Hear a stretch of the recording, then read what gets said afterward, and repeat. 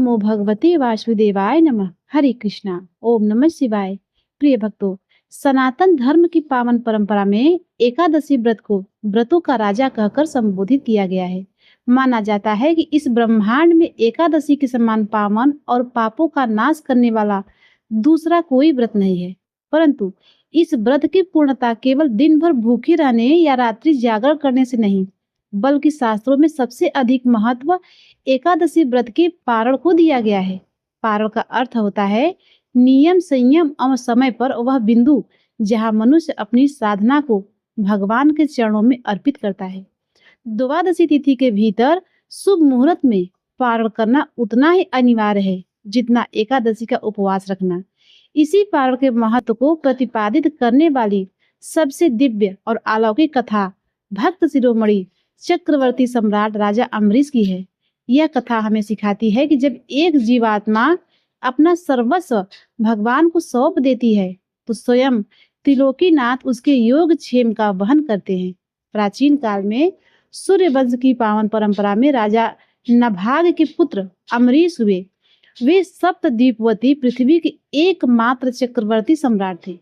उनके राज में धन धान, वैभव, सुख, शांति और ऐश्वर्य की कोई कमी नहीं थी।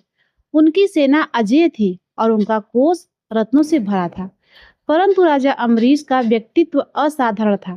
इतनी सुख सुविधाओं के बीच रहते हुए भी वे संसार से श्री भागवत महापुराण के अनुसार राजा अम्बरीश का अटूट विश्वास था कि यह राजपाट, ऐश्वर्य और मानव शरीर सब नश्वर है।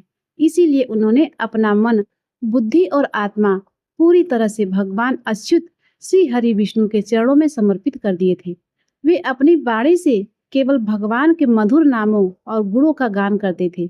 अपने कानों से केवल भगवान की लीलाओं और कथाओं का श्रवण करते थे और अपने हाथों से स्वयं भगवान के मंदिर की सफाई और सेवा करते थे। उनका मस्तक केवल भगवान के श्री चरणों और संतों के सम्मुख झुकता था। वे राजा होकर भी एक सन्यासी का जीवन जीते थे और प्रजा का पालन भगवान का प्रसाद समझकर करते थे। भगवान श्री हरि विष्णु के प्रति अपनी अनन्य भक्ति को प्रकट करने के लिए राजा अम्बरीश ने अपनी पटरानी के साथ मिलकर एक अत्यंत कठिन संकल्प लिया। उन्होंने निश्चय किया कि वे 1 वर्ष तक आने वाली प्रत्येक एकादशी का नियम पूर्वक निर्जला व्रत रखेंगे। उन्होंने पूरे वर्ष पूरी निष्ठा के साथ इस नियम का पालन किया। जब वर्ष का अंतिम समय आया तब पुरुषोत्तम मास की पावन पद्मिनी एकादशी का अवसर आया। राजा अम्बरीश ने इस एकादशी पर अत्यंत कठोर अनुष्ठान किया। उन्होंने 10वीं तिथि से ही संयम रखा। एकादशी के दिन निर्जल उपवास किया और पूरी रात जागकर भगवान नाम का संकीर्तन किया। अब द्वादशी की सुबह आ चुकी थी। राजा को 3 दिनों की इस कठिन तपस्या के बाद व्रत का पारण करना था। शास्त्रों का कड़ा नियम है कि एकादशी व्रत का पारण द्वादशी तिथि के समाप्त होने से पहले शुभ मुहूर्त में ही होना चाहिए, अन्यथा व्रत का संपूर्ण पुण्य नष्ट हो जाता है। राजा अम्बरीश ने सुबह स्नान किया, भगवान विष्णु का विधि विधान से पूजन किया, ब्राह्मणों को दान दक्षिणा दी और जैसे ही वे पारण करने के लिए बैठने वाले थे वैसे ही उनके दराज दरबार में अचानक महर्षि दुर्वासा अपने हजारों शिष्यों के साथ पधारे। महर्षि दुर्वासा महान तपस्वी थे, परंतु वे त्रिलोकी की अपनी तीव्र क्रोध और श्राप देने की प्रवृत्ति के लिए विख्यात थे। राजा अम्बरीश ने एक आदर्श राजा और भक्त की भांति ऋषि का सत्कार किया, उनके चरण धोए और उनसे सशिष्य भोजन ग्रहण करने की प्रार्थना की। दुर्वासा जी ने राजा का निमंत्रण स्वीकार करते हुए कहा कि वे अवश्य भोजन ग्रहण करेंगे, परंतु भोजन से पूर्व वे अपने शिष्यों के साथ कालिंदी यमुना नदी में स्नान और मध्याह्न की संध्या वंदना करने जा रहे हैं। उन्होंने राजा से उनके आने तक प्रतीक्षा करने को कहा। महर्षि दुर्वासा नदी के तट पर चले गए। वहां जाकर वे प्राणायाम और ध्यान में ऐसे मग्न हुए कि उन्हें समय का भान ही नहीं रहा। इधर महल में घड़ी की सुइयां तेजी से बदल रही थी। ज्योतिषियों और पंडितों ने राजा को सचेत किया कि द्वादशी तिथि समाप्त होने में केवल कुछ ही पल शेष बचे हैं। यदि यह समय निकल गया तो महाव्रत खंडित हो जाएगा। अब राजा अम्बरीश के सामने एक ऐसा धर्म संकट खड़ा हो गया जिसका समाधान खोजना अत्यंत कठिन था। यदि वे पारण करते तो अदिति ऋषि दुर्वासा के आने से पहले भोजन करने का घोर पाप लगता, जिसे अतिथि का अपमान माना जाएगा और क्रोधी दुर्वासा का श्राप झेलना पड़ेगा। और यदि वे पारण नहीं करते हैं तो शास्त्रों के नियम का उल्लंघन होगा, जिससे उनकी 1 वर्ष की अखंड साधना और एकादशी व्रत निष्फल हो जाएगा। इस विकट परिस्थिति में राजा अम्बरीश ने धैर्य नहीं खोया। उन्होंने राजगुरु और प्रकांड विद्वान ब्राह्मणों की एक सभा बुलाई और उनसे इस धर्म संकट से निकलने का मार्ग पूछा। शास्त्रों के गूढ़ रहस्यों को टटोलने के बाद विद्वानों ने एक अत्यंत सूक्ष्म और सुंदर मार्ग निकाला। विद्वानों ने कहा कि शास्त्रों का मत है कि जल ग्रहण करना भोजन करने के समान भी है और नहीं भी है। यदि आप केवल भगवान का चरणामृत जल ग्रहण कर लेते हैं तो इससे आपकी द्वादशी तिथि के भीतर पारण की मर्यादा भी रह जाएगी और आपने अन्न ग्रहण नहीं किया है, इसीलिए अतिथि के भोजन से पूर्व खाने का दोष भी नहीं आप पर लगेगा। राजा अम्बरीश ने इस शास्त्र सम्मत परामर्श को स्वीकार किया। उन्होंने मन ही मन भगवान श्री कृष्ण का स्मरण किया और अत्यंत विनम्रता पूर्वक केवल 1 बूंद चरणामृत जल मुंह में डालकर अपने व्रत का पारण कर लिया। वे जल पीकर ऋषि दुर्वासा की प्रतीक्षा में हाथ जोड़े खड़े रहे। कुछ समय बाद महर्षि दुर्वासा अपने शिष्यों के साथ राजमहल में लौटे। अपनी योग शक्ति और दिव्य दृष्टि से उन्हें तुरंत पता चल गया कि राजा अम्बरीश ने उनके आने से पहले ही जल ग्रहण करके पारण कर लिया है। ऋषि का अहंकार चोटिल हो गया, उनका क्रोध 7वें आसमान पर पहुंच गया। उनकी आंखें अंगारे की तरह लाल हो गई और वे थरथराते हुए बोले कि ओ अभिमानी राजा, तुझे अपनी राजसत्ता और भक्ति का इतना अहंकार हो गया है कि तूने एक भूखे अतिथि और तपस्वी ब्राह्मण का अपमान कर दिया। मुझे निमंत्रित करके तूने स्वयं पहले जल ग्रहण कर लिया। मैं अभी तुझे इस धृष्टता का दंड देता हूँ। क्रोध के वशीभूत होकर दुर्वासा ऋषि ने अपने सिर से एक जटा उखाड़ी और उसे भूमि पर पटक दिया। उस जटा से साक्षात यमराज की भांति भयानक और जलती हुई आंखों वाली कृत्या नामक एक राक्षसी प्रकट हुई। हाथ में तलवार लिए वह राक्षसी राजा अम्बरीश को भस्म करने के लिए तेजी से दौड़ी। पूरे दरबार में हाहाकार मच गया। सैनिक और मंत्री डर के मारे इधर उधर भागने लगे। परंतु धन्य है भक्त अम्बरीश, वे अपनी जगह से 1 इंच भी नहीं हिले। उन्होंने न तो तलवार उठाई और न ही रक्षा के लिए गुहार लगाई।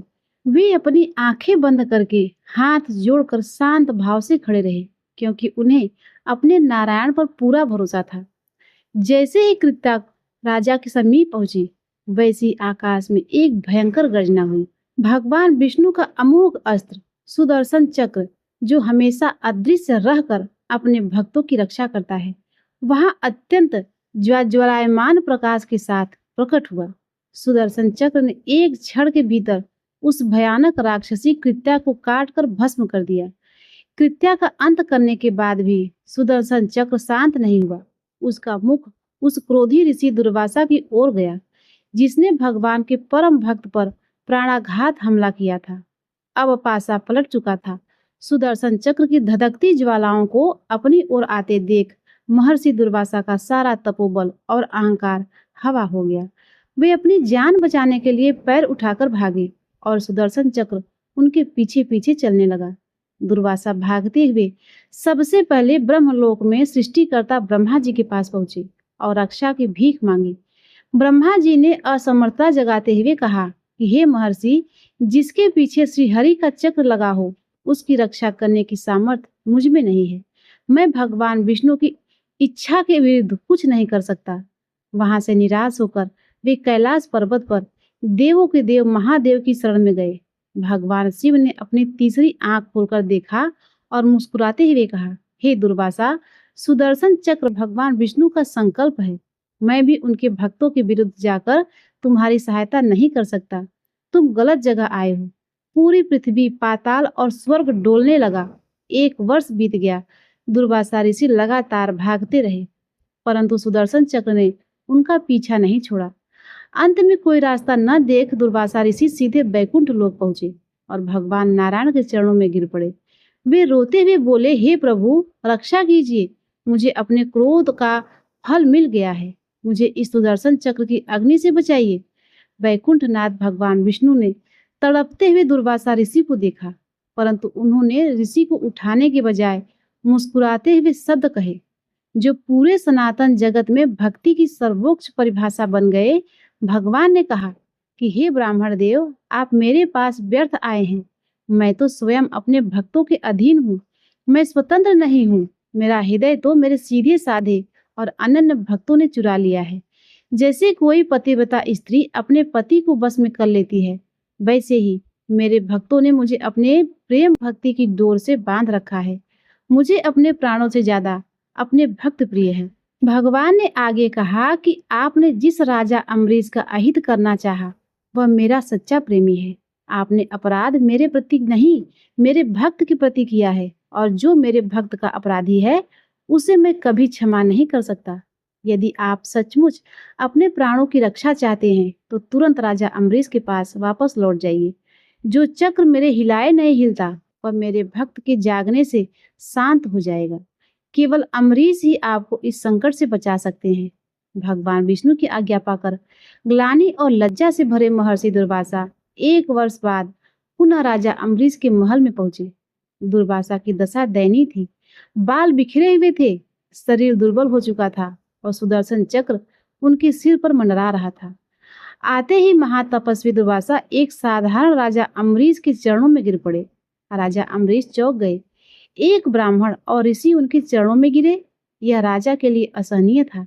उन्होंने तुरंत ऋषि को उठाया और जब सुदर्शन चक्र को देखा तो राजा ने हाथ जोड़कर चक्रदेव से प्रार्थना की कि हे सुदर्शन चक्र, यदि मैंने जीवन में कभी कोई दान किया हो, यदि मैंने सच्चे मन से भगवान विष्णु की भक्ति की हो, और यदि मेरे हृदय में ब्राह्मणों के प्रति सच्ची श्रद्धा हो, तो आप शांत हो जाइए और इन महर्षि दुर्वासा को अभय के दान दीजिए।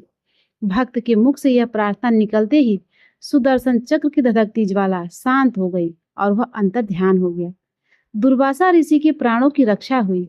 उनके मुख से स्वतः ही राजा अम्बरीश के लिए आशीर्वाद और स्तुति के शब्द फूट पड़े। उन्होंने कहा कि राजन, आज मैंने प्रत्यक्ष देख लिया कि भगवान के भक्तों की सहनशीलता, दया और शक्ति हम जैसे हठ योगी तपस्वियों से कहीं बढ़कर है। आपने अपने साथ हुए अन्याय को बुलाकर मेरे प्राणों की रक्षा की है। 1 वर्ष बीत चुका था। राजा अम्बरीश ने प्रतिज्ञा की थी कि जब तक उनका अतिथि भोजन नहीं कर लेता, वह अन्न का एक दाना भी मुंह में नहीं डालेंगे। पूरे 1 वर्ष तक राजा केवल सुदर्शन चक्र और दुर्वासा की प्रतीक्षा में भूखे प्यासे खड़े रहे थे। राजा अम्बरीश ने अत्यंत आदर के साथ महर्षि दुर्वासा और उनके शिष्यों को 56 भोग का सात्विक भोजन कराया। जब ऋषि तृप्त हो गए, तब राजा अम्बरीश ने ऋषि का जूठन प्रसाद स्वरूप ग्रहण करके अपने उस महाव्रत का अंतिम और पूर्ण पारण किया। राजा अम्बरीश की यह पारण कथा केवल एक पौराणिक घटना नहीं, बल्कि यह मानव जीवन के लिए एक महान मार्गदर्शिका है। यह कथा सिद्ध करती है कि एकादशी व्रत और उसके पारण का नियम कितना सूक्ष्म और महत्वपूर्ण है। जहाँ ऋषि दुर्वासा का महान तप उनकी क्रोध और अहंकार के कारण निष्फल होने की कगार पर आ गया था, वहीं राजा अम्बरीश का साधारण सा जल पारण उनके विवेक, धैर्य और शरणागति के कारण अमर हो गया। यह दिव्य कथा हमें बताती है कि जीवन के कठिन से कठिन धर्म संकटों में भी यदि मनुष्य अपने विवेक को न खोए और ईश्वर पर भरोसा रखे, तो स्वयं भगवान की शक्तियां उनकी ढाल बनकर खड़ी हो जाती हैं। जो मनुष्य पद्मिनी एकादशी या किसी भी एकादशी के अवसर पर इस पावन पारण कथा का श्रद्धा पूर्वक श्रवण या पठन करता है, उसके जीवन के समस्त संकट दूर हो जाते हैं, अहंकार का नाश होता है और अंत में उसे परम पद विष्णु लोक की प्राप्ति होती है। तो एक बार प्रेम से बोलिए लक्ष्मी नारायण भगवान की जय। ओम नमः शिवाय। प्रिय भक्तों, अब आइए अंत में तुलसी माता की आरती का पाठ करते हैं, क्योंकि पारण के दिन तुलसी माता की आरती और पूजा पाठ अवश्य ही करना चाहिए, तभी व्रत पूर्ण होता है। जय जय तुलसी माता मैया, जय तुलसी माता, सब जग की सुखदाता, सबकी वर माता। मैया जय तुलसी माता, सब योगों से ऊपर, सब रोगों से ऊपर, रज से रक्षा करके सबकी भवत्राता। मैया जय तुलसी माता, बटपुत्री है श्यामा, सुरबल्ली है ग्रामा, विष्णु प्रिय जो नर तुमको सेवे, सो नर तर जाता। मैया जय तुलसी माता। हरि के शीस विराजत त्रिभुवन से हो वंदित। पतित जनों की तारिणी तुम हो विख्याता।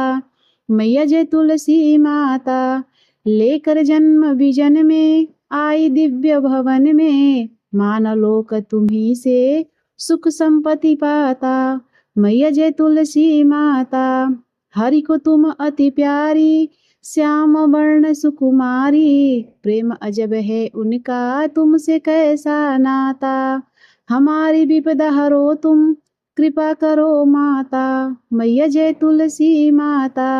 जय जय तुलसी माता। मैया जय तुलसी माता।